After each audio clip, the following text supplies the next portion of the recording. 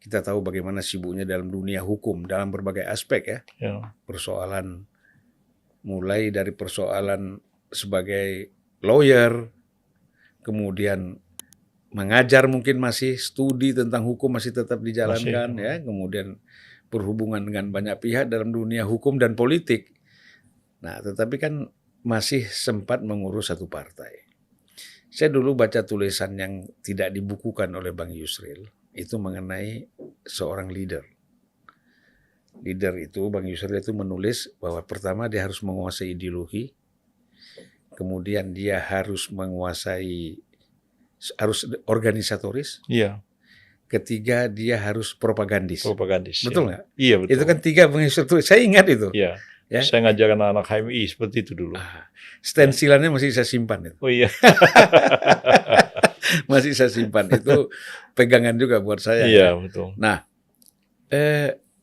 jadi Bang Yusril ya, apa teori-teori seperti ini bisa kita terapkan dalam situasi partai politik kita sekarang?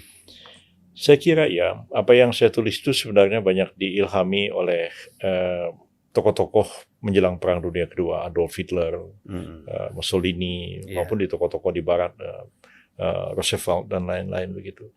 Dan mereka ya tentu didasarkan pada situasi zaman itu ya, teknologi informasi belum secanggih sekarang ini, sehingga mereka memang harus berpikir sebagai seorang ideolog, sebagai seorang organisator dalam menyusun kekuatan, dan juga sebagai seorang komunikator atau propagandis pada waktu itu dengan pidato-pidato bisa meyakinkan publik seperti yang dilakukan oleh Adolf Hitler.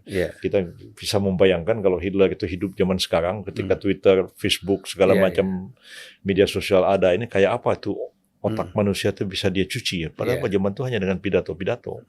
Dan saya pikir memang hal seperti ini tuh harus dimiliki oleh seseorang. Artinya ideolog tidak dalam arti merumuskan sebuah ideologi, tapi dia merefleksikan apa yang sebenarnya menjadi masalah-masalah mendasar yang dihadapi oleh bangsa ini, dan kemudian dia mensimplified ya, menyederhanakannya, dan kemudian merumuskan persoalan-persoalan itu dan mencari satu solusi yang paling tepat bagaimana mengatasi masalah ini.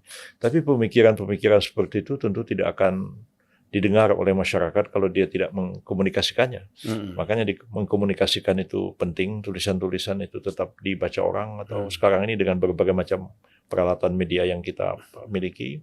Tapi yang juga tidak kalah pentingnya adalah mengorganisasikan segala sesuatu itu. Dan itu terkait dengan masalah manajemen, marketing, segala macam. Activating semua ya. Ya, tetap ada relevansinya dengan zaman sekarang. Dan saya kira sebenarnya bagi pemimpin kita ke depan, ya, saya agak terkagum ketika masuk ke ruangan Anda ini ada fotonya Tan Melaka, ada Syahrir, ada Natsir, ada Hatta, Bung Karno, yang pemikir-pemikir yang boleh dikatakan ulung dalam sejarah bangsa kita.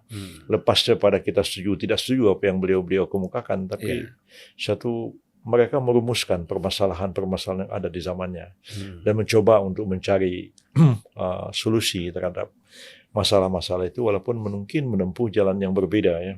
Jalan Natsir dengan jalan Tan Melaka tentu berbeda. Tapi setidak-tidaknya mereka betul-betul sebagai seorang intelektual tahu persoalan, tahu bagaimana cara memecahkan masalah itu. Nah, problemnya kita sekarang ini ya, dengan kemajuan teknologi informasi, seseorang dipilih jadi pemimpin, orang itu sebenarnya nggak tahu apa isi kepala orang itu, nggak tahu apa gagasan, konsepnya segala macam, tapi orang bicara tentang popularitas dan bicara tentang electability ya. Jadi hanya itu yang dipikirkan orang. Jadi bagaimana orang kemudian tampil jadi influencer, kemudian dikenal oleh banyak orang, jadi YouTuber segala macam, tapi kemudian dia terpilih dalam satu jabatan. Tapi pertanyaan kita, mau dibawa kemana negara ini di bawah kepemimpinan orang seperti ini? Nah, kebanyakan orang tidak berpikir sampai ke arah itu, karena setiap orang akan mau maju jadi pilkada, mau maju dalam pilpres, selalu dipikir adalah tingkat popularitasnya seperti apa, kemudian tingkat electability-nya seperti apa, itu yang disorongkan orang. Dan saya terus terang agak khawatir saya kalau keadaan ini terus-menerus berlangsung seperti ini. Pertama, orang yang memang punya kapasitas dan kemampuan mengkali tidak akan kenal, akan tenggelam Hmm. bersamanya karena memang dia tidak melakukan publikasi terhadap dirinya yang begitu luas. Nah, tapi negara diserahkan pada orang yang tidak pada tempatnya memimpin negara itu, dan saya kira akan banyak masalah.